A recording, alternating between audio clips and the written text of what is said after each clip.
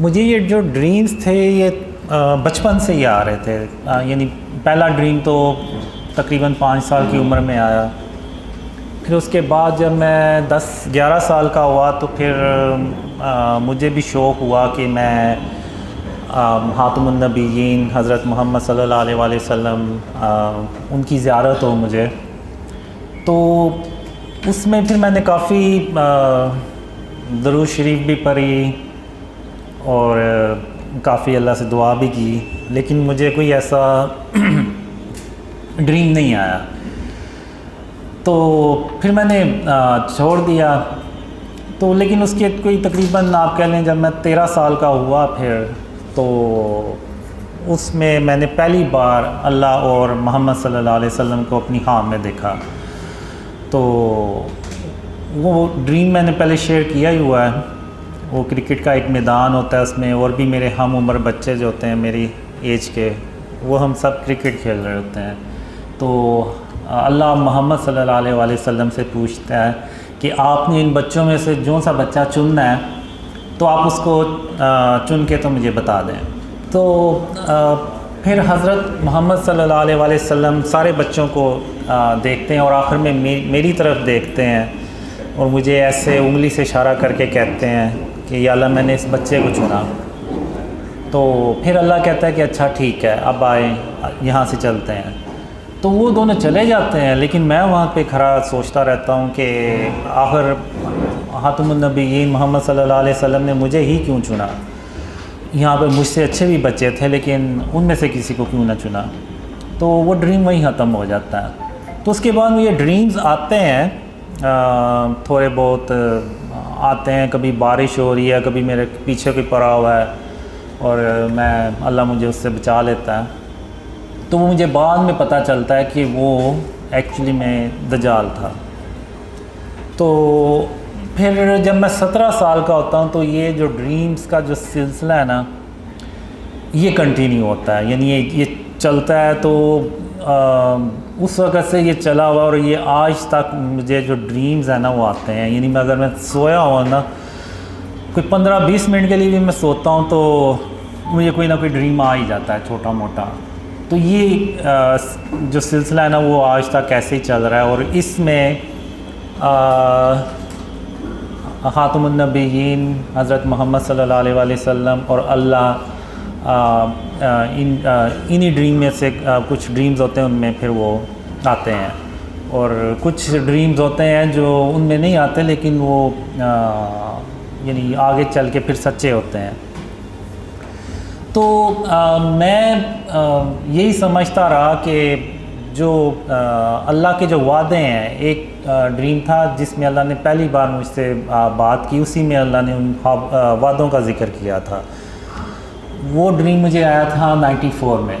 तो उसमें अल्लाह कहता है कि कासिम, जो वादे मैंने तेरे साथ किए हैं मैं उनको पूरा कर दूंगा, और अगर मैं अपने वादे ना पूरे कर सका तो मैं तमाम जहानों का बादशाह नहीं हूँ। तो ये जो अल्लाह के वर्ड थे वो आज भी मुझे हूबहू वैसे ही याद है। तो अब मैं यहाँ पे ये समझता रहा कि अल्लाह के वादे बस ये हैं कि मुझे एक लड़की भी थी जो ड्रीम्स में आती थी। तो मुझे बस यही रहा था कि अल्लाह के वादे ये हैं कि मेरी उससे शादी हो जाएगी और हैप्पी एंडिंग हो जाएगी बस। तो मेरा कभी दूसरी तरफ ध्यान ही नहीं गया कि जो ड्रीम्स अल्लाह ने मुझे क़यामत से रिलेटेड दिखाए हैं, जिसमें आप कह लें major science of क़यामा, Yajuj Majuj, दज्जाल, ईसा अलैहिस्सलाम और फिर क़यामत के दिन के ड्रीम्स। तो मेरा उस तरफ कभी ध्यान नहीं गया। और ये मुझे ड्रीम्स आए थे 2003 से 2005 के बीच में। इस तरह के बहुत ज़्यादा ड्रीम्स आए जो दज्जाल, ईसा अलैहिस्सलाम, याजूज माजूज और साइन ऑफ क़यामा, ये जो ग़ज़वा हिंद और जो क़यामत के दिन के बारे में ड्रीम्स थे। तो मेरा कभी ध्यान ही नहीं गया कि अल्लाह के वादे ये भी हो सकते हैं। तो 2013 में जब वो लड़की मुझे छोड़ गई और मुझे भी यकीन हो गया कि वो मुझे नहीं मिलने वाली, तो फिर मैं यानी मेरी ड्रीम की तरह की सिचुएशन, मैं अपना सर पकड़ के बैठ गया और मैंने कहा कि मेरा तो सारा मैंने अपनी ज़िंदगी ज़ाया कर दी है, तो अब जो वक़्त गुज़र गया वो वापस तो नहीं आएगा।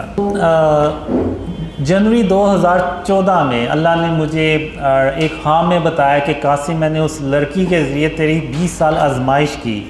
मैं देखना चाहता था कि तू अल्लाह की रहमत से मायूस होने वालों में से तो नहीं है। तो मैं ड्रीम में इवन मैंने अल्लाह से एक तरह से गिला भी किया कि आखिर तूने एक लड़की के ज़रिए मुझे क्यों आजमाया। तो अल्लाह ने कहा, कासिम, मैंने तेरे इतने साल आजमाइश करनी ही थी, चाहे उसका तरीका कुछ भी होता। तो तुम अब घर जाओ और घर जाके तो आराम करो और मैं फिर तुम्हें बताऊंगा कि तुमने आगे क्या करना है। तो 20 या 22 अप्रैल 2014 इसमें अल्लाह ने पहली बार मुझे कहा कि कासिम, जो ख्वाब मैंने तुम्हें दिखाए हैं वो लोगों से बयान करो। मैं दुनिया वालों को दिखाना चाहता हूँ कि तुम कौन हो। तो जब मैं सुबह उठा तो मैंने कहा कि ये तो बड़ा अजीब सा अल्लाह ने हुक्म दिया है। ये तो ऐसा हुक्म है कि वो यानी अगर मैं मेरे घर वाले यकीन ना करें तो जो मुझे जानता ही नहीं है तो वो कैसे यकीन करेगा इन ड्रीम्स पे। तो बहरहाल फिर मैंने कहा कि मैं खातमुन नबीयीन मोहम्मद सल्लल्लाहु अलैहि वसल्लम का वेट करता हूँ कि वो क्या हुक्म देते हैं। तो वो भी कोई 7 दिन हफ्ता 10 दिन बाद ड्रीम्स में आए, तो उन्होंने भी मुझे वही कहा कि जो ख्वाब अल्लाह ने तुम्हें दिखाए हैं वो लोगों से बयान करो। तो चूँकि अब अल्लाह और मोहम्मद सल्लल्लाहु अलैहि वसल्लम दोनों ने मुझे वही हुक्म दिया तो मेरे पास फिर कोई और चॉइस ही नहीं थी। मैंने फिर वो ड्रीम शेयर करना शुरू किए ईमेल्स के थ्रू अपने घर वालों से इधर उधर, तो किसी ने यकीन ही नहीं किया। तो फिर सितंबर में मैंने तकरीबन वो ईमेल्स के थ्रू भी ड्रीम्स शेयर करना छोड़ दिए। तो फिर अक्टूबर 2014 में एक ख्वाब में मैं अल्लाह से कह रहा होता हूँ कि अल्लाह, इन ख्वाबों पे कोई यकीन नहीं करने वाला और मैं सिर्फ़ अपना वक्त ज़ाया कर रहा हूँ। तो अल्लाह फिर कहता है कि नहीं कासिम, जब मैं किसी काम का इरादा करता हूँ तो फिर मैं उसको करके छोड़ता हूँ और मुझे रोकने वाला कोई भी नहीं होता। तो फिर अल्लाह इंटरनेट को बुलाता है और इंटरनेट को हुक्म देता है कि जो कासिम के ख्वाब है ना, ये पूरी दुनिया में फैलाओ। तो वो फिर वो दुनिया में फैलाता है। तो फिर उसके बाद मैंने करते करते जनवरी 2015 में ड्रीम्स को ऑनलाइन शेयर करना शुरू किया। वो भी एक तो इस ड्रीम से मुझे थोड़ा सा आइडिया हुआ और दूसरा ये था कि कोई दिसंबर के शुरू में खातमुन नबीयीन मोहम्मद सल्लल्लाहु अलैहि वसल्लम ख्वाब में एक ही रात में 2 बार आए और उन्होंने मुझे यही कहा कि कासिम, अपने ख्वाब लोगों से बयान करो, पाकिस्तान को बचाने के लिए, इस्लाम को बचाने के लिए। तो वो एक ही रात में 2 बार आए। तो मैंने यानी जब भी खातमुन नबीयीन मोहम्मद सल्लल्लाहु अलैहि वसल्लम एक ही रात में 2 बार ख्वाब में आए तो वो इसका मतलब होता है कि मुझे वो काम करना होता है। तो वो फिर मैंने जनवरी 2015 में स्टार्ट किए ड्रीम शेयर करना। तो इतने कमेंट्स बीच में नीचे इतने बुरे कमेंट्स आए तो मैंने कहा मैंने इस काम के लिए तो नहीं ये ख्वाब शेयर करना शुरू किए थे कि लोग मुझे बुरा भला के हैं।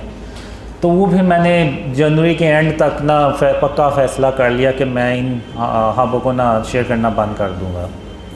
तो फिर 8 फरवरी 2015 उसमें ड्रीम में खातमुन नबीयीन मोहम्मद सल्लल्लाहु अलैहि वसल्लम आए और उनकी आवाज़ जो थी ना वो बहुत ही अफसरदा थी कि ऐसे जैसे अगर मैंने ये काम छोड़ दिया तो वो उनके लिए यानी बहुत बड़ा मसला हो जाएगा। तो उन्होंने फिर मुझे कहा कि कासिम, अल्लाह की रहमत से मायूस नहीं हुआ करते और तुम इस काम को मत छोड़ो और इसको करते रहो और अल्लाह तुम्हारी मदद कर रहा है और तुम अपनी मंजिल के बहुत करीब हो। तो मैं जब सुबह उठा तो मैंने कहा कि रसूल अल्लाह सल्लल्लाहु अलैहि वसल्लम के लिए जान भी हाजिर है, तो ये तो सिर्फ बुरे कमेंट्स हैं। तो फिर मैंने कंटिन्यू किया उसको काम को, लेकिन फिर भी दिल में था मेरे कि लोग क्या कहेंगे, यानी इस तरह से क्योंकि वो कमेंट्स बहुत ही बुरे होते थे, यानी अभी भी बुरे ही करते हैं कमेंट्स। तो फिर मार्च 2015 में अल्लाह ने एक खाम में कहा, यानी उसमें एक अल्लाह मुझे कहते हैं कि कासिम इन अंधेरों में कब तक पड़े रहोगे, बाहर निकलो और उस जगह को तलाश करो जो मेरी रहमतों और बरकतों से भरी पड़ी है। तो मैं बड़ा खुश होता हूँ कि अल्लाह मुझे इन अंधेरों से बाहर निकालने आया है। तो जब मैं बाहर जाता हूँ अपने घर से तो वहाँ पे मैं देखता हूँ 8-10 कोई भूखे शेर भरे साइज़ के वो घूम रहे होते हैं। तो मैं डर के अंदर भागता हूँ, मैं कहता हूँ कि ये तो मुझे वैसे ही कच्चा खा जाएंगे। तो मैंने फिर अंदर आके अल्लाह से भी कहा।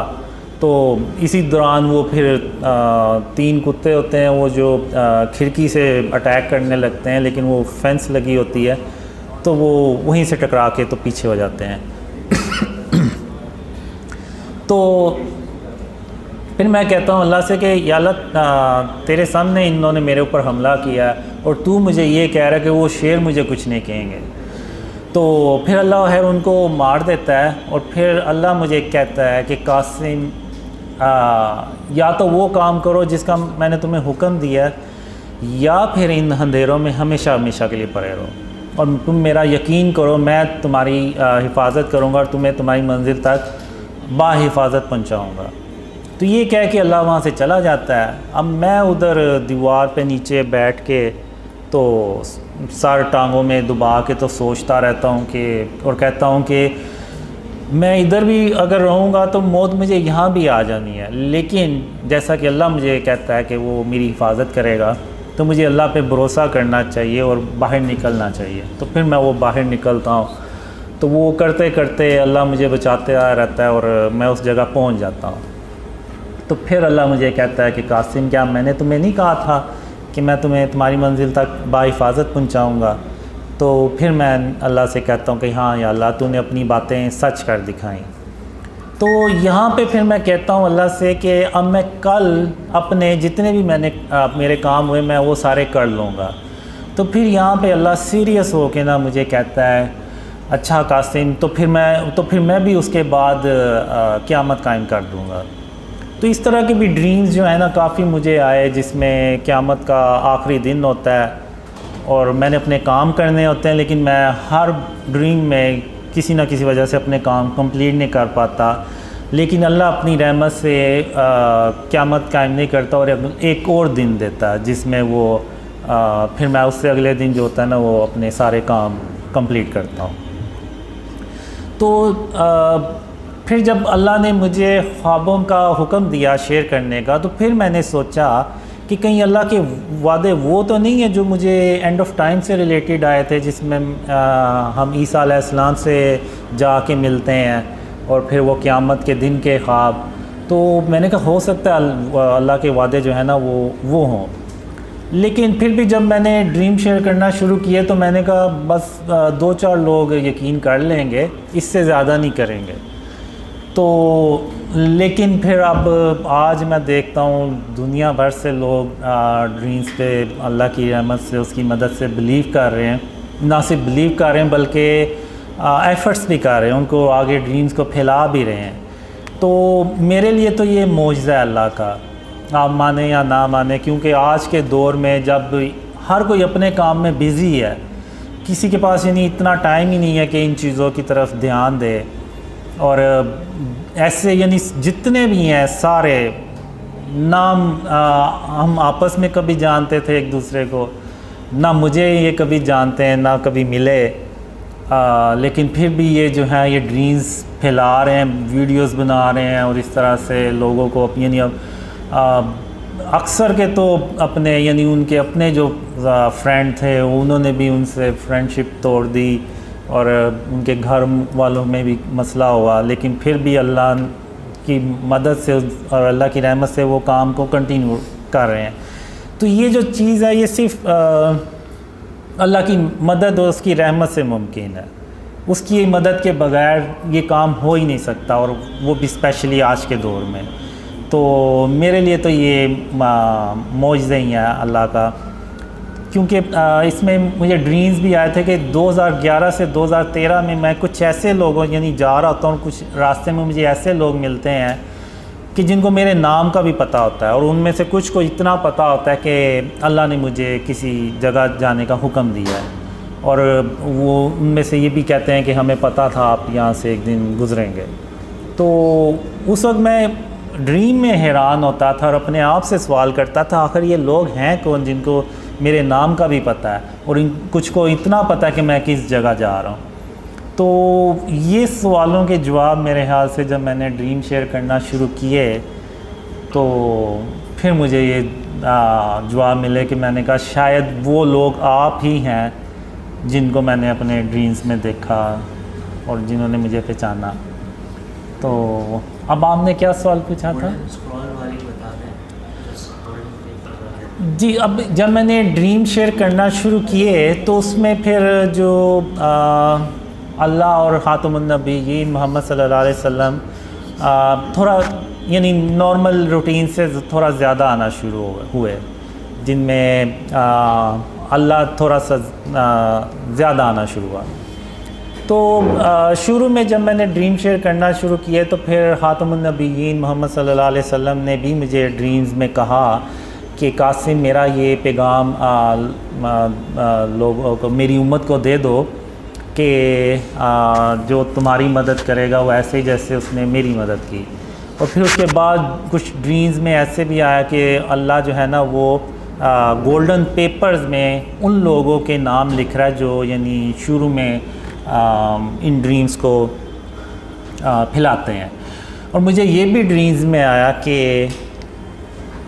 इस उम्मत के जो बेहतरीन लोग होंगे वो इन ड्रीम्स पे पहले यकीन करेंगे और फिर ये ड्रीम्स फैलेंगे, फिर थोड़े से और ऊपर के लोग बिलीव करेंगे, फिर इवन फिर मीडिया से रिलेटेड लोग बिलीव करेंगे, फिर कुछ पॉलिटिशियंस इस तरह से, और फिर करते करते ये ड्रीम्स जो है ना वो इतने फैलेंगे कि जो आर्मी चीफ़ ऑफ पाकिस्तान है उनको भी इन ड्रीम्स का पता चलेगा और वो इन ड्रीम्स को सुनेंगे। तो फिर उसके बाद ख़ातमुन नबीय्यीन मोहम्मद सल्लल्लाहु अलैहि वसल्लम आर्मी चीफ़ को गवाही देंगे कि कासिम अपने ख्वाबों के बारे में किसी से झूठ नहीं बोल रहा और बिल्कुल वैसे कुछ होने जा रहा है जैसा कि अल्लाह ने कासिम को ख्वाबों में दिखाया है। तो ये विटनेस मिलने के बाद फिर जो है ना वो काफ़ी ड्रीम्स जो है ना वो दुनिया में फिर बहुत ही ज़्यादा फैलते हैं, जिसका यानी पाकिस्तान की तरक्की और इस्लाम की सरबुलंदी से भी ताल्लुक़ है।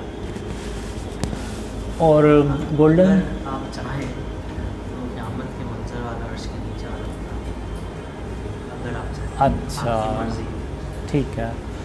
अब जो क़यामत का जो दिन होता है ना, जब अल्लाह क़यामत कायम करता है, इससे पहले मैंने एक ड्रीम में अल्लाह से पूछता हूँ कि अल्लाह आखिर ये कैसे होगा कि तू क़यामत के दिन हम सब को आवाज़ देगा और हम सब तेरी तरफ दौड़ते चले जाएंगे। तो अल्लाह ने मुझे एक मिसाल दी।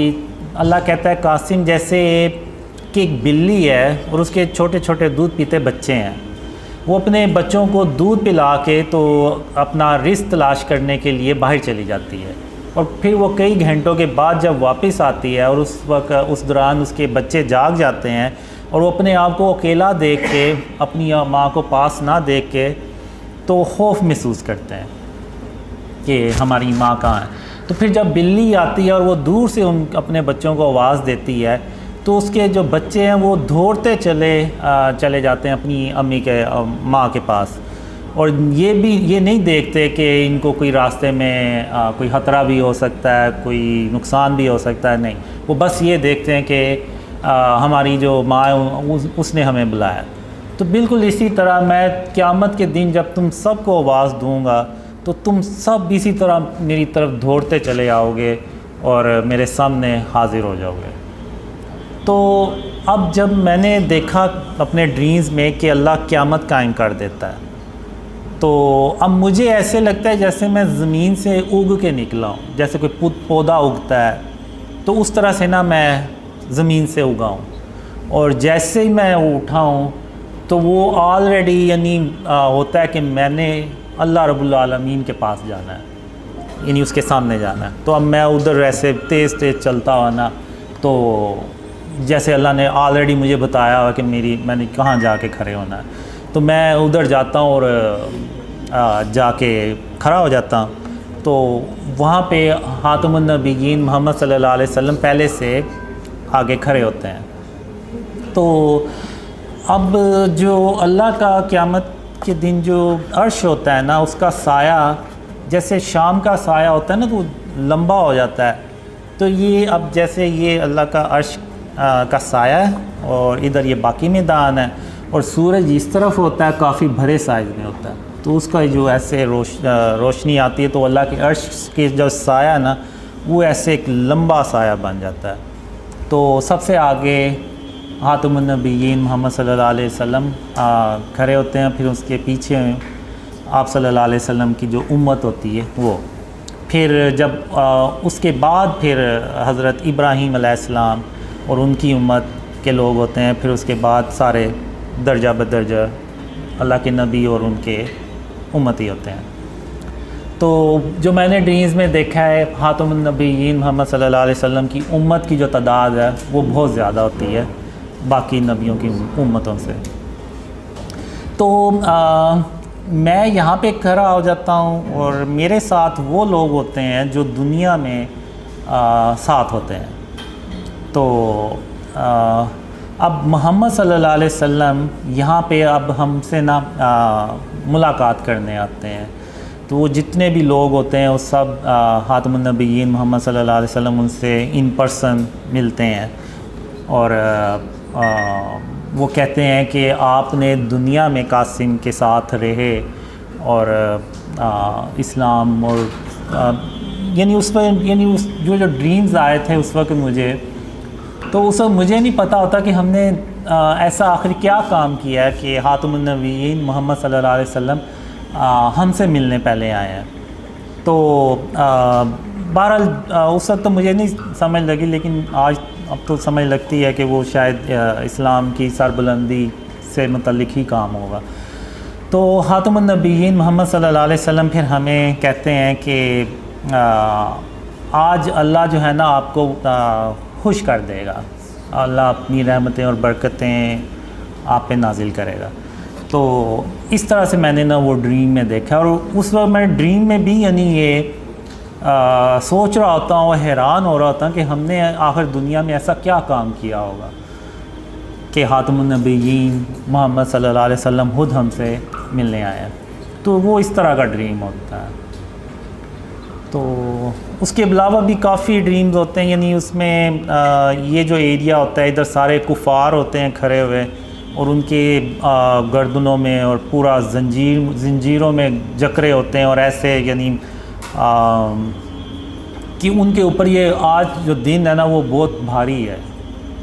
तो और उनके लिए कोई छाँव नहीं होती, और इवन ज़मीन भी उनकी तप रही होती है, और ज़मीन से भी जो है ना वो उनको तपिश महसूस हो रही होती, मिल रही होती।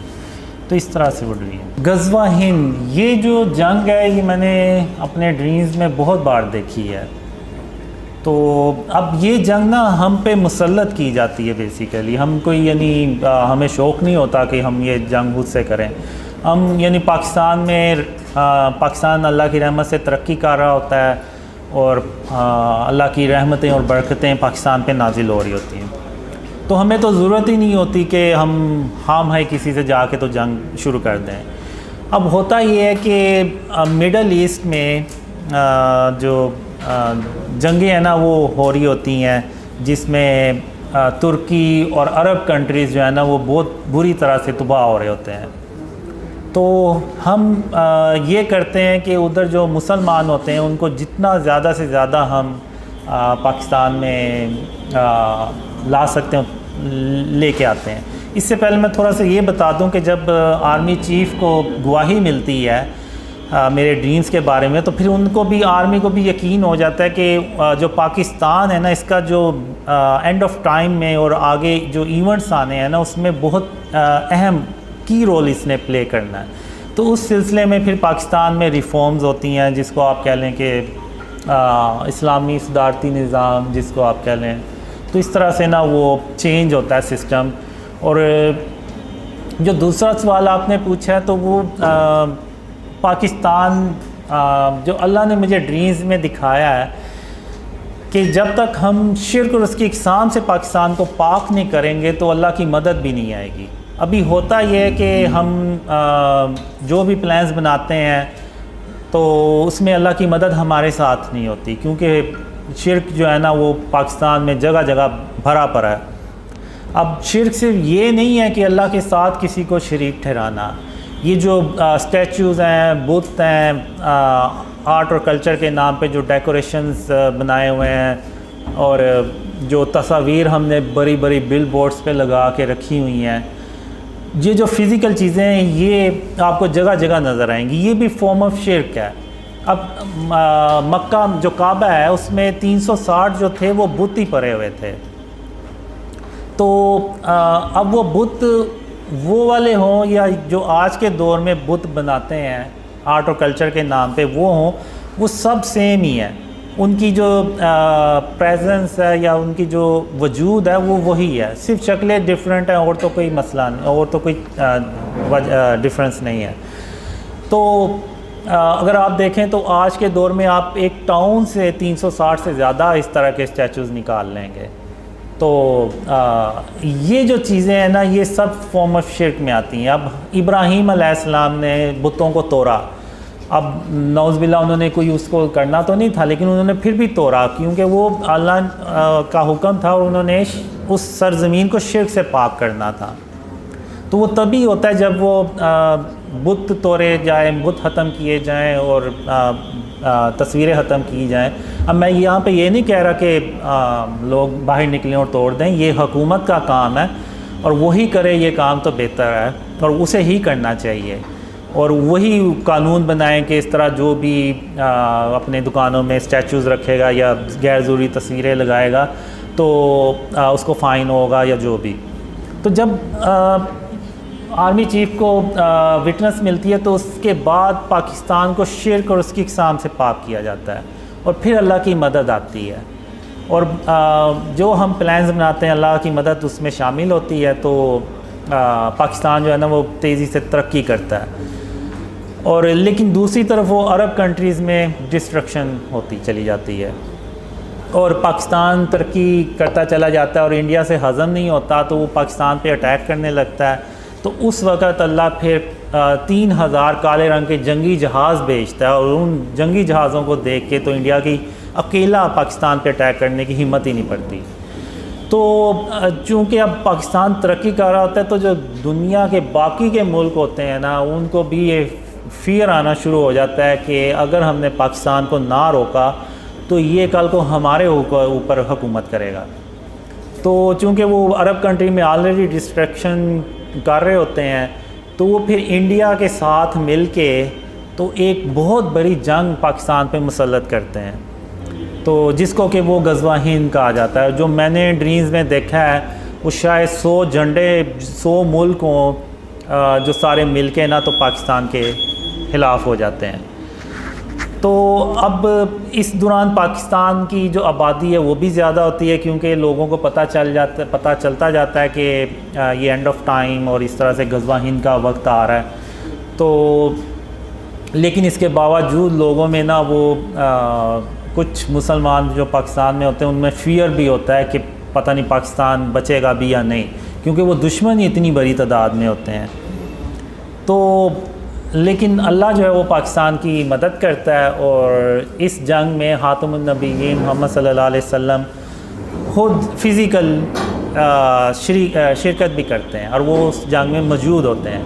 लेकिन वो जो सरबराह होता है उसके इल्म में होता है, या कुछ जो लोग होते हैं करीबी उनको पता होता है कि ख़ातमुन नबिय्यीन मोहम्मद सल्लल्लाहु अलैहि वसल्लम भी इस जंग में शरीक हैं। तो अब जो मैंने ड्रीम्स में देखा है कि पाकिस्तान का 10% से ज़्यादा जो है ना वो नुकसान नहीं होना चाहिए इस जंग में, और फिर जब जंग शुरू होती है तो अल्लाह मदद करता है और पाकिस्तान जो है ना वो हिंदुस्तान को ना डिफ़ीट कर देता है। और जो मैंने ड्रीम्स में देखा है वो इतनी ज़्यादा तबाही होती है कि उसमें तकरीबन 80 करोड़ लोग जो है ना वो मारे जाते हैं, जिसमें बहुत ज़्यादा तादाद हिंदुस्तान उनकी होती है। तो उसके बाद मैं देखता हूँ तो जो औरतें, बच्चे और बुज़ुर्ग जो है ना, वो बहुत बड़ी करोड़ों की तादाद में बच जाते हैं। और हम उस जंग में भी खातमुन नबीयीन मोहम्मद सल्लल्लाहु अलैहि वसल्लम के जो बनाए हुए असूल हैं जो जंगों में, वही हम उसको भी अपनाते हैं। और किसी यानी बच्चों को और बुज़ुर्गों को, औरतों को नहीं मारते। तो वो बच जाते हैं। तो वो फिर पाकिस्तान को पैगाम देते हैं कि या तो आप हमें भी मार दें या फिर आप हमें अपनी पनाह में ले लें। तो सब फिर हुकूमत ऐलान करती है कि आप दो मर्दों को 2-2, 3-3, 4-4 शादियाँ करें और उन औरतों को पनाह दें। तो उसके बाद फिर मिडल ईस्ट में पाकिस्तान जाता है काले रंग के जंगी जहाज़ लेके, और वहाँ पे रशिया और अमेरिका को शिकस्त देता है और पाकिस्तान अकेला जो है ना वो सुपर पावर बन जाता है। तो उसमें जो मैंने ड्रीम्स में देखा है कि जो हम यूरोप में जाने लगते हैं तो वो पहले ही हाथ खड़े कर देते हैं और वो जंग नहीं करते। वो कहते हैं आए आप और हम पे हुकूमत कर लें, इस तरह का कोई सीन होता है। और फिर पाकिस्तान जो है वो पूरी दुनिया में जब खातमुन नबीयीन मोहम्मद सल्लल्लाहु अलैहि वसल्लम का सच्चा इस्लाम फैलाता है तो पूरी दुनिया अमन से भर जाती है। लेकिन इसका जो स्टार्ट है ना वो पाकिस्तान से होगा। तो इस तरह से मैंने ये देखा है कि दुनिया कैसे अमन से भरती है। फिर उसके चंद साल बाद दज्जाल जो है वो बाहर आ जाता है। फिर दज्जाल से एक बहुत बड़ी जंग होती है जिसमें तकरीबन 2 से 2.5 अरब लोग मारे जाते हैं। उनमें ज़्यादातर तादाद मुसलमानों की होती है। तो फिर उसके बाद दज्जाल के बाद फिर ईसा अलैहिस्सलाम आते हैं। फिर जो मैंने ड्रीम्स में देखा है कि अल्लाह मुझे ना जब दज्जाल आता है ना तो कुछ लोग होते हैं, उनको अल्लाह कहता है कि इनको ले पहाड़ में ले जाके ना तो छुपा दो। अब वो एक पहाड़ होता है, उसके अंदर वो सारा तराशा होता है, अंदर पूरी एक बिल्डिंग सी बनी होती है, सब कुछ सारी सहूलतें होती हैं, अंदर रहने के लिए सारा फूड का इंतज़ाम होता है और वो वहाँ पे रहते हैं। और मैं उनसे कहता हूँ कि जब तक मैं ना हूँ आप लोगों ने इधर ही रहना है। तो फिर जब मैं दोबारा जाता हूँ तो वो ट्रेन पे उनको बिठाता हूँ और फिर वो ट्रेन पे हम जब जा रहे होते हैं तो याजूज माजूज रास्ते में हमारी ट्रेन पे अटैक करते हैं। तो अल्लाह जो है वो हमें बचा लेता है याजूज माजूज से भी। और फिर हम ईसा अलैहिस्सलाम के पास पहुँचते हैं और फिर ईसा अलैहिस्सलाम के साथ रहना शुरू हो जाते हैं। और फिर उसके बाद एक कोई बीमारी आती है जिसमें वो 2 से 3 हफ्ते में सारे मुसलमान जो है ना वो अल्लाह को प्यारे हो जाते हैं। तो उसके बाद शैतान जो होता है वो भी इंसानों की शक्ल में आ जाता है और जो कुफार होते हैं यानी वो बदतरीन लोग होते हैं। अब जब ईसा अलैहिस्सलाम आते हैं तो एक तरफ उम्मत के बेहतरीन लोग होते हैं और दूसरी तरफ आप कह लें कि इंसानी तारीख़ के बदतरीन लोग होते हैं। तो मुसलमानों के बाद वो शैतान जो है वो उनमें इंसानों की शक्ल में आ जाता है और वो उनको बहकाता है और फिर उन्हीं लोगों पे अल्लाह जो है ना वो बदतरीन जो लोग होते हैं ना उन पे क़यामत कायम करता है। तो इस तरह से मैंने ये ड्रीम्स में देखा है। अब जो रीसेंट ड्रीम है वो मैंने 3 दिन पहले देखा था, वो भी काले रंग के जंगी जहाज़ों के बारे में था।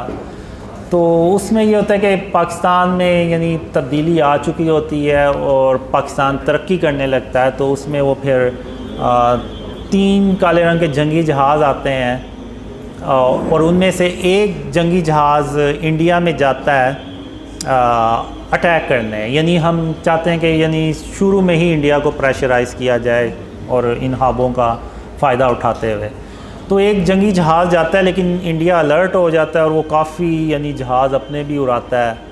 तो वो जंगी जहाज़ जो है वो ऐसे हवा में खड़ा भी हो जाता है, रुक भी जाता है और फिर वो वेट करता रहता है। चूँकि वो जहाज़ ज़्यादा होते हैं तो वो फिर वापस आ जाता है।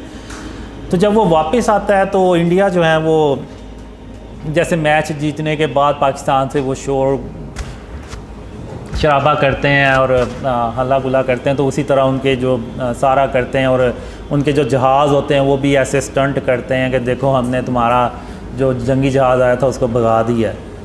तो लेकिन वो जो जंगी जहाज़ है ना वो ऐसे वापस आके ना तो ऐसे नीचे बहुत नीचे परवाज़ करता है। तो यानी इसमें मैं पहली बार यानी देखता हूँ कि वो जंगी जहाज़ ऐसे हवा में रुक भी जाते हैं और ऐसे बहुत लो फ्लाइट करते हैं। जैसे अब ये एक बिल्डिंग है और इधर नीचे इस लेवल पे घर होंगे, तो वो जंगी जहाज़ जो है ना वो रेजिडेंशल एरिया से ऐसे गुज़रता हुआ जाता है ऐसे। वरना नॉर्मली जो मिलिट्री जेट फाइटर्स होते हैं वो इतनी लो परवाज़ पे रेजिडेंशल एरिया से नहीं गुज़रते, लेकिन वो गुज़र आता है। तो मैं कहता हूँ कि ये तो यानी बड़ी टेक्नोलॉजी है इस जहाज़ में, ना सिर्फ जहाज़ में बल्कि वो पायलट्स में भी होती है, जाहिर सी बात। वो फिर आहिस्ता से ऐसे अंदर इंडिया के बॉर्डर पे एंटर होता है और 2 मिज़ाइल फायर करता है, एक जो इंडिया की बेस होती है मिलिट्री वो, और एक जो एयर बेस होती है उस पर अटैक करता है, और वो दोनों बेस तबाह हो जाती हैं और वो वापस अपने वापस पाकिस्तान आ जाता है और उनको इंडिया को पता भी नहीं चलता कि कोई आया है और अटैक करके चला गया। तो वो इरफान भाई ने बताया कि जब वो जहाज़ बहुत ही लो फ्लाइट पे जा रहा तो इवन वो रेडार्स जो है ना वो भी डिटेक्ट नहीं कर पाते। तो इवन जब वो हाइट पे भी होता है तो वो बेसिकली उनके रेडार डिटेक्ट नहीं कर पाते कि जहाज़ किस जगह पे, बस उन्हें एक सिग्नल्स आ रहे होते हैं कि हमारी टेरिटरी में कोई दुश्मन का कोई डिवाइस या कोई जहाज़ इस तरह से आया, लेकिन कहाँ पे है वो नहीं पता चलता उनको। तो इस तरह से वो फिर वापस आता है और फिर वो जो ब्लैक जेट फाइटर्स के पायलट्स होते हैं वो आते हैं, तो वो हम उनसे बात कर रहे होते हैं, तो वो ड्रीम वहीं ख़त्म हो जाता है। तो ये लेटेस्ट ड्रीम ये है। रिसेंटली ड्रीम्स आते हैं, इमरान खान के बारे में भी आए, तो लेकिन एक चीज़ है कि जब तक इस मुल्क को शिर्क और इसकी इक़साम से पाक नहीं किया जाएगा ना, ये मुल्क नीचे चलता जाएगा। लोग मुझसे पूछते हैं तो मैं वो बस उसी बेस पे कहता हूँ कि जब तक हम शिर्क से इस मुल्क को पाक नहीं करेंगे तो अल्लाह की मदद भी नहीं आएगी। अल्लाह की मदद नहीं आएगी तो इसका मतलब है कि ये मुल्क मज़ीद नीचे चलता जाएगा। तो जो मुझे लग रहा है कि मैं कहना नहीं चाहता, लेकिन मुझे यही लग रहा है कि ये मुल्क में मज़ीद मसाइल पैदा होंगे, मज़ीद डॉलर्स का मसला होगा, इकोनॉमी का और पॉलिटिकल स्टेबिलिटी आ भी जाए तो कोई मुझे नहीं लग रहा कि कोई इकोनॉमी इसकी बेहतर होगी। तो जो नवाज शरीफ के बारे में जो ड्रीम्स थे उसमें वो आएंगे पाकिस्तान दोबारा वापस, लेकिन अल्लाह खैर करे। बस मैं ये कहूँगा कि अल्लाह पाकिस्तान की मदद करेगा इंशाअल्लाह। लेकिन ये है कि जैसे जैसे वो ड्रीम्स फैलेंगे तो लोगों में जो शिर्क और उसकी इक़साम और उसकी अवेयरनेस है वो ज़्यादा होगी, तो लोग अपने आप को बचाएंगे शिर्क से। एक कोशिश जो है ना, अगर वही हम स्टार्ट कर दें तो अल्लाह को वो कोशिश भी पसंद आ जाएगी। और मैंने जब आप देख लें बहुत से लोग मेरी बातें करते हैं, मेरी दाढ़ी नहीं है, मैं नमाज़ें भी नहीं पढ़ता, तो ये वो, तो अल्लाह ने मुझे बहुत ज़्यादा ड्रीम्स में बताया, कहा कि अल्लाह क़यामत के दिन सारे गुनाह बख्श देगा लेकिन शिर्क कभी माफ़ नहीं करेगा। लेकिन नौज़ुबिल्लाह इसका मतलब ये नहीं कि वो मैं ये कह रहा हूँ कि नमाज़ें नहीं पढ़नी चाहिए, दाढ़ी नहीं रखनी चाहिए।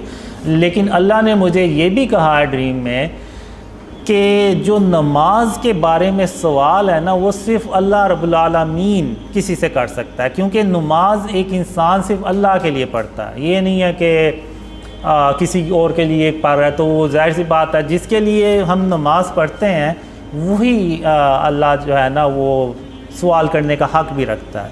तो मुझे अल्लाह ने ड्रीम में यही कहा कि अल्लाह जो है ना वो ये अल्लाह ही पूछ सकता है किसी से कि वो नमाज़ पढ़ता है या नहीं। और अगर कोई तुम्हें ज़्यादा तंग करे, ज़्यादा कहे, तो उसको कहना कि जब अल्लाह मुझे तौफीक देगा तो मैं नमाज़ें भी पढ़ना शुरू कर दूँगा। तो इस तरह से अल्लाह ने मुझे ड्रीम में कहा। और अल्लाह ने मुझे बहुत ज़्यादा ड्रीम में ये कहा कि कासिम मैं तेरी सिर्फ़ इसलिए मदद कर रहा हूँ कि तूने अपने आप को शिर्क और उसकी इक़साम से बचाना शुरू कर दिया। यानी मैंने भी बचाना शुरू कर दिया। मैं मुकम्मल तौर पे मेरा भी नहीं है, अभी भी कोई ना कोई घर में मेरे कोई तस्वीर इस तरह से कोई पड़ी होगी, क्योंकि हम जो भी चीज़ खरीदते हैं उसमें अक्सर तो वो तस्वीरें होती हैं। तो बहुत ही मुश्किल है। शुरू में तो मैंने यही समझा शायद जब अल्लाह ने कहा तो कि सिखाया कि शिर्क की क्या इक़साम है, मैंने समझा कि शायद इतना मुश्किल नहीं होगा।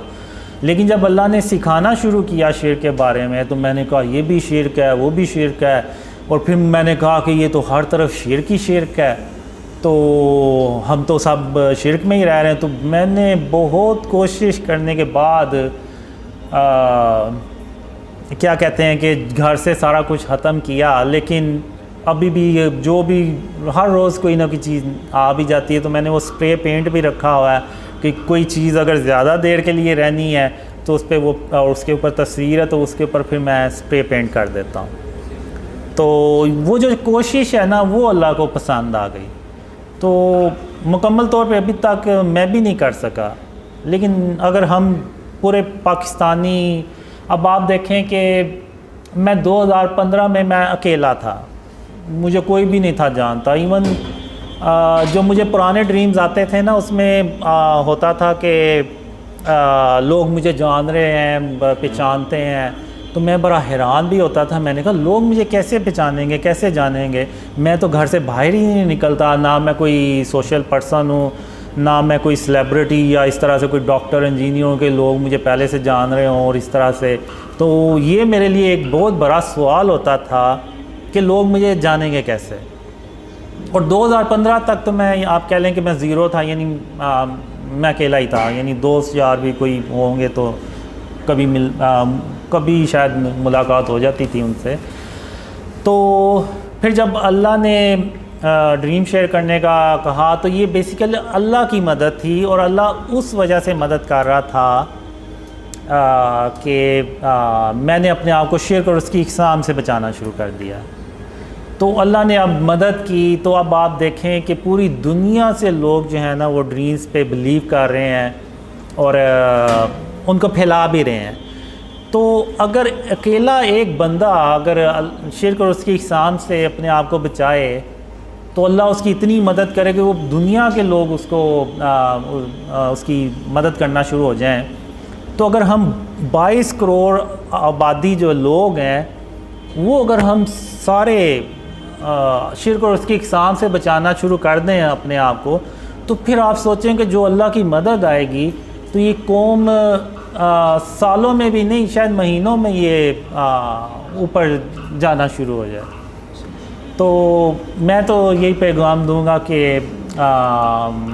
मेरी फ़िज़िकल अपीयरेंस पे ना जाएं, आप उस पैगाम पे जाएं कि अल्लाह ने मुझे कहा था एक ख्वाब में कि कासिम ये दुनिया इतनी शिर्क से भरी हुई कभी नहीं थी जितनी ये आज शिर्क से भरी हुई है। तो जब अल्लाह ने मुझे सिखाया, बताया कि शिर्क क्या है, तो वो हर जगह शिर्क ही शिर्क है। इवन हम जो मूवीज़ देखते हैं, ड्रामा देखते हैं, तो वो अल्लाह कहता है कि अल्लाह तमाम जहानों का परवरदिगार है, तमाम जहानों का रब है। तो वो जो फ़िल्म है वो भी एक जहान है, बेशक वो एक फ़ेक स्टोरी क्रिएट की गई है, लेकिन उसका भी परवरदिगार सिर्फ अल्लाह रब्बुल आलमीन ही हो सकता है। तो अब अगर हम इंडियन मूवीज़ देखें तो उसमें तो वो शुरुआत ही वो अपने बातिल हुदा से की तस्वीर से करते हैं, और अंदर भी वो दिखाते हैं कि जी वो बातिल हुदा ने उसकी मदद की हीरो की तो वो कामयाब हो गया, और वही स्टोरी फिर आगे हम शेयर करते हैं अपने दोस्तों से, यारों से। तो हम अगर दिल से नहीं माने लेकिन हम उस चीज़ को आगे बता तो रहे हैं ना, यानी हम किसी हद तक तो यकीन कर रहे हैं कि वो जो फ़िल्म थी उसकी स्टोरी सच्ची थी, नौज़बिल्लाह, यानी वो वाकई उसके बातिल हुदा ने उसकी मदद की और वो कामयाब हो गया। तो यानी वो उसकी बातिल हुदा की प्रेजेंस को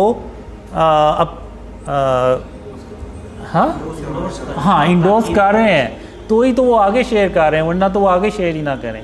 तो यानी ये शिर्क जो है ना वो इतना ज़्यादा हम मुसलमानों में पेनिट्रेट कर चुका है। अब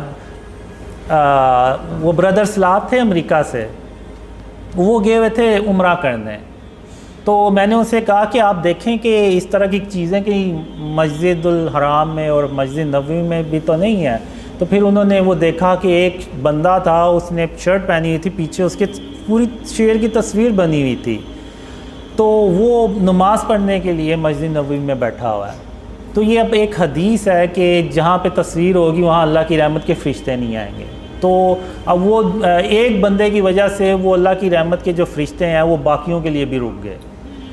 तो अब एक वाक़या था, जंग थी, जब ख़ातमुन नबिय्यीन मोहम्मद सल्लल्लाहु अलैहि वसल्लम वापस आए अपने घर, तो उन्होंने खिड़की पे पर्दा देखा जिस पे वो चिड़िया का एक परिंदे का स्केच बना हुआ था।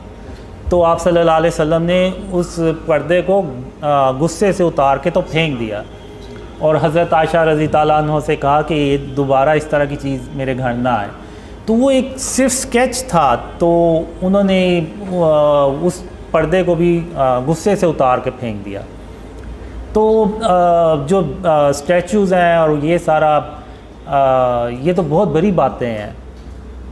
तो हमें जो है ना वो अपने आप को शिर्क और उसकी इक़साम से हर हाल में बचाना चाहिए। एक सवाल है तरफ से, वो कह रहे हैं कि when is the right time to come to Pakistan.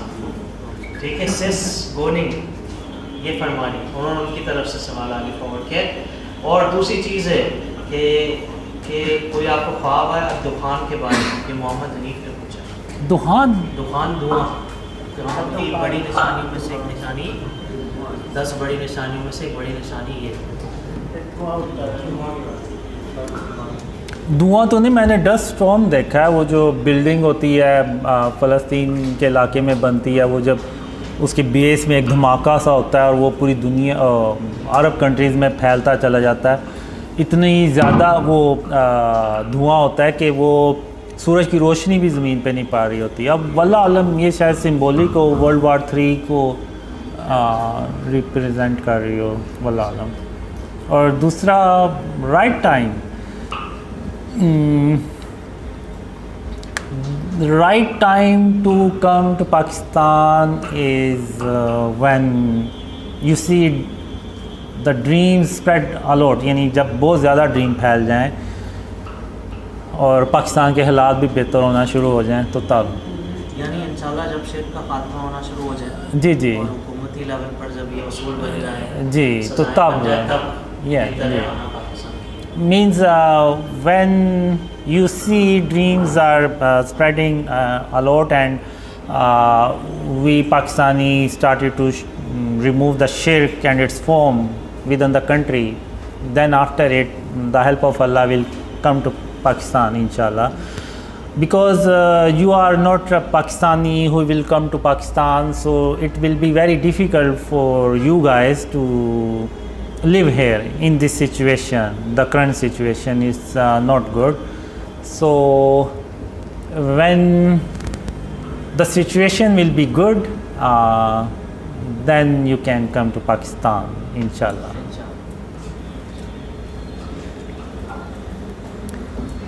For the Zoom meeting, we were talking about shirk and its form, and I shared my story, how dreams started to come and how Allah helped us, and we talk about Ghazwa Hind, and we talk about current situation, and I shared our latest dream about black jet fighters, which is Brother Talha already translated. So inshallah I will try to share that dream inshallah. ठीक है ज़ीशान, पहला सवाल आप पूछ लें। कासिम भाई अभी ना। हाँ, अस्सलाम वालेकुम कासिम भाई। वालेकुम सलाम। कासिम भाई, मेरा ये सवाल है आपसे, जैसा कि आपने कहा कि आपने एक ड्रीम देखा था जिसमें आर्मी चीफ को आप सल्लल्लाहु अलैहि वसल्लम ख्वाब में आते हैं और फिर उसके बाद वो आपसे मुलाकात होती है और आपने अपने ड्रीम्स का बताते हैं। मेरा सवाल ये है यहाँ पे कि क्या आपके फादर में कोई स्ट्रेटजी बताई गई है शिर्क के अलावा भी कि किस तरह कैसे, मतलब कौन से स्टेप पहले लिए जाएंगे, कौन से स्टेप बाद में लिए जाएंगे पाकिस्तान में रिफॉर्म्स करने के हवाले से? बहुत शुक्रिया। अस्सलाम वालेकुम। वालेकुम सलाम। जो आर्मी चीफ को जब विटनेस मिल जाती है तो फिर आर्मी जो होती है ना वो ये यकीन कर लेती है कि पाकिस्तान को आने वाले इवेंट्स में एक बहुत बड़ी रिस्पॉन्सिबिलिटी प्ले करनी है, और उसके लिए जाहिर सी बात है जब तक पाकिस्तान की इकोनॉमी स्टेबल नहीं होगी, मुल्क तरक्की नहीं करेगा तो ये चीज़ें भी नहीं होंगी। इवन एक ड्रीम में मुझे ये भी आया था कि पाकिस्तान आर्मी को अपनी जो तादाद है वो डबल कर लेनी चाहिए ताकि वो आने वाले इवेंट्स को इजीली हैंडल कर सके। तो इसके बारे में शिर्क के अलावा जो मुझे बहुत ज़्यादा ड्रीम्स में आया है कि क्या करना चाहिए।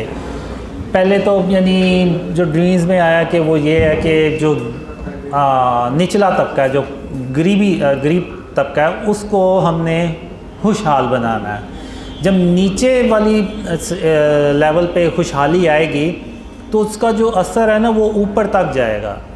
तो इसमें फिर जो हमारी करंट रोड्स हैं और इसका जो सेवरेज सिस्टम है, इस तरह से ये भी ड्रीम्स में आया कि ये भी कैसे हमें करना चाहिए।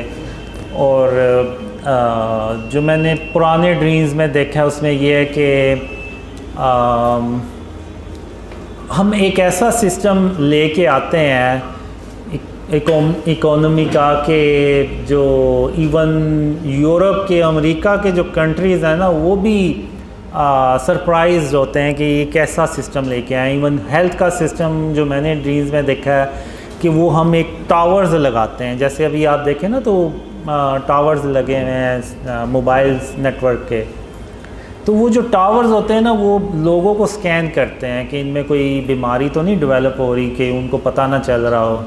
अक्सर तो नहीं पता चलता जब तक कि वो सिम्टम्स ना आए, तो वो पहले से ही सिम्टम्स आने से पहले ही वो डिटेक्ट करके तो उसको यानी शुरू में उस बीमारी को पकड़ने की उन टावर्स में ना वो होता है कि वो अलर्ट कर देते हैं।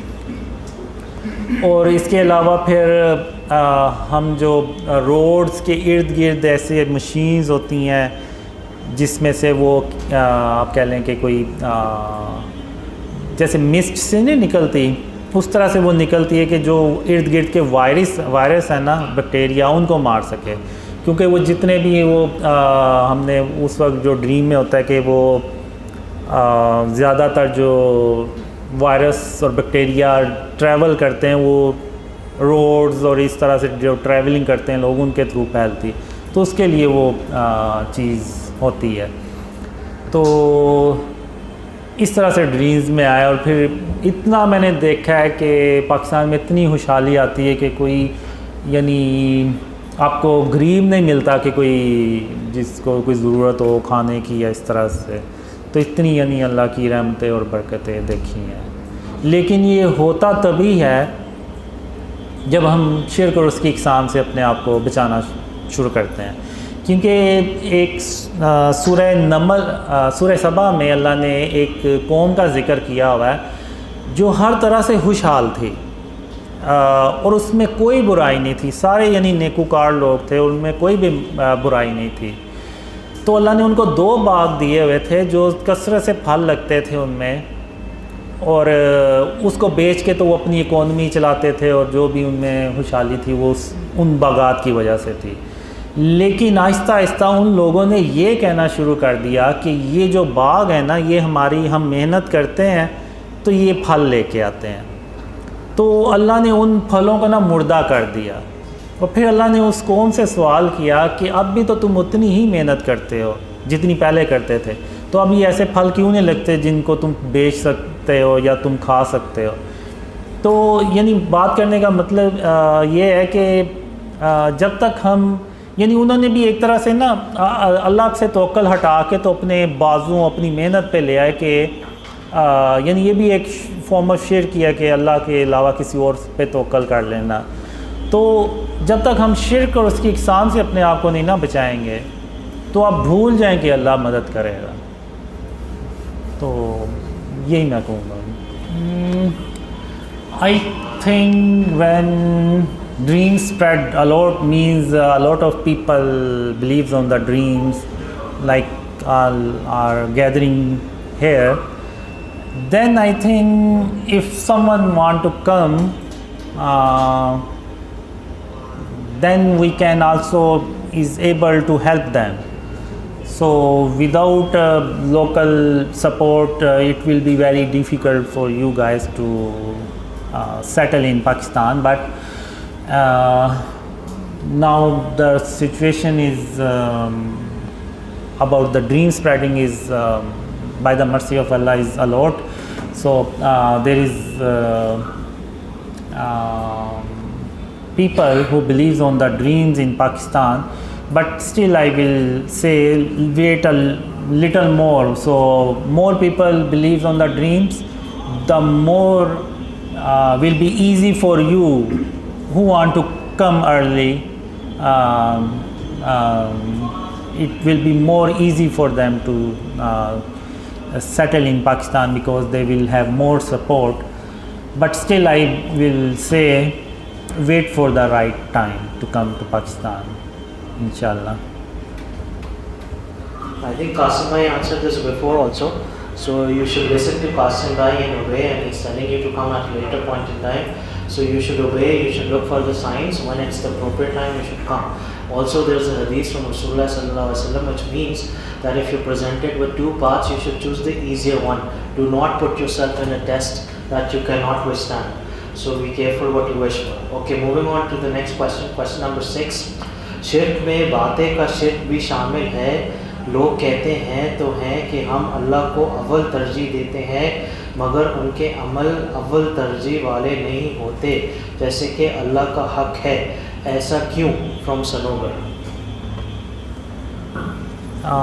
मतलब लोग बातों से भी शिर्क करते हैं, कहते तो कि हम अल्लाह ताला को पहले तरजीह देते हैं, लेकिन फिर जो करते हैं तो तरजीह नहीं होती, यानी अपने आप को ज़्यादा तरजीह देते हैं। मेरे ख्याल से ये चीज़ जैसे कि इरफान भाई ने भी कहा, ये चीज़ नाफरमानी में आएगी, शिर्क में नहीं आएगी। क्योंकि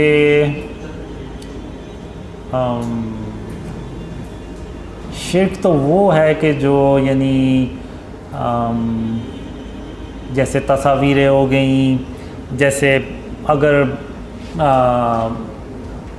कोई बंदा किसी को ये कहे कि he is the only hope, यानी यही आखिरी उम्मीद है, तो ये बातें शिर्क के ज़मरे में आएंगी।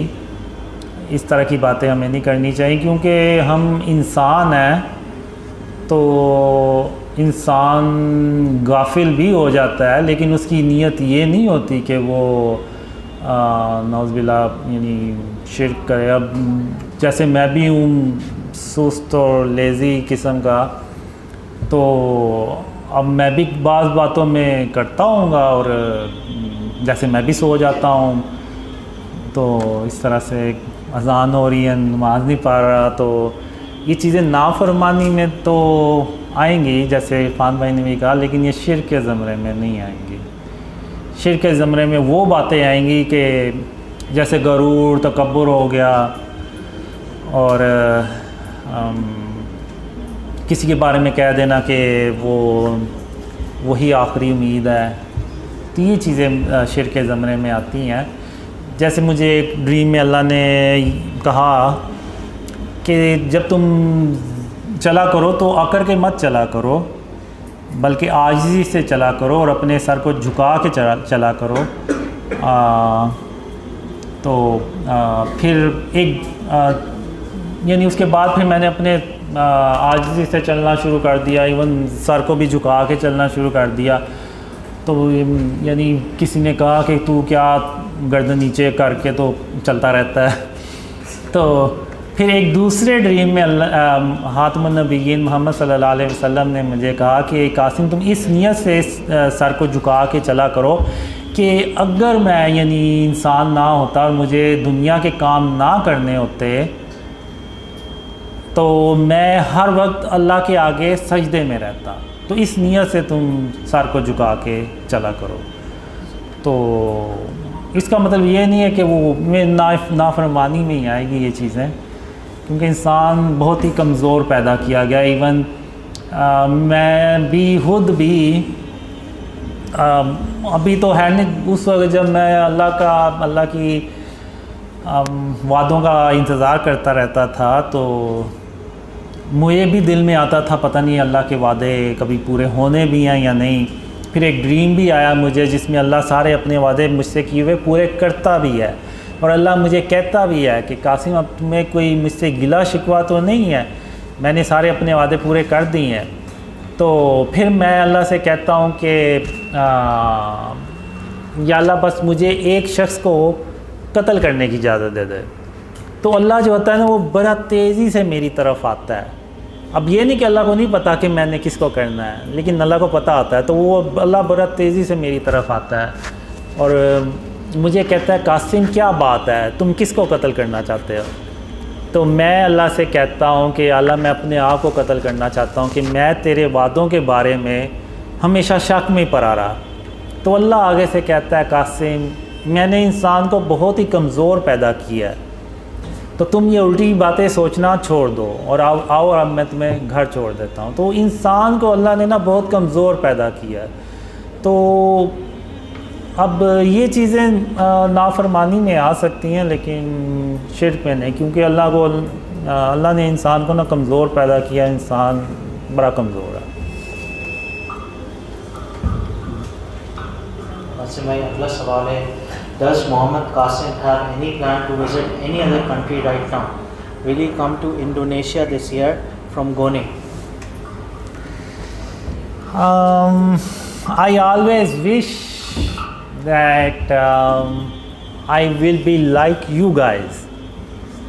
Seriously, when I see you guys, I always wish, what if Allah make me like you guys, so I can go out and meet other people in different cities, in different countries.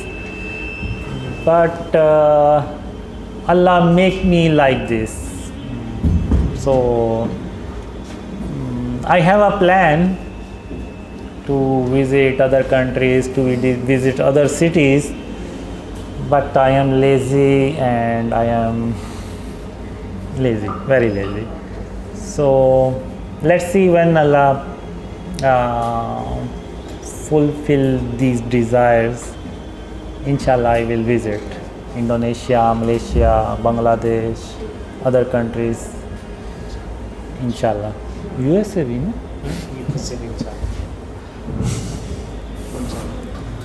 This is just the humility of Qasim bhai. Actually इनकी वालदा भी बीमार रहती हैं, so because Qasim bhai's mother is ill and she needs attention, and Qasim bhai is the only one with her right now. So I think that is one of the reasons that Qasim bhai is not traveling, or maybe he's seen some dreams that he's not sharing with us. So maybe because of that reason. Question number 8. Have brother Qasim seen any dream about Tabut Sakina, Mohammed Shiraz? Tabut Sakina पर आपने कोई ख्वाब देखा है? क्या ताबूत सकीना? ताबूत Sakina English में पूछा किसी ने? उर्दू में भी यही कहते हैं। मोहम्मद शिराज।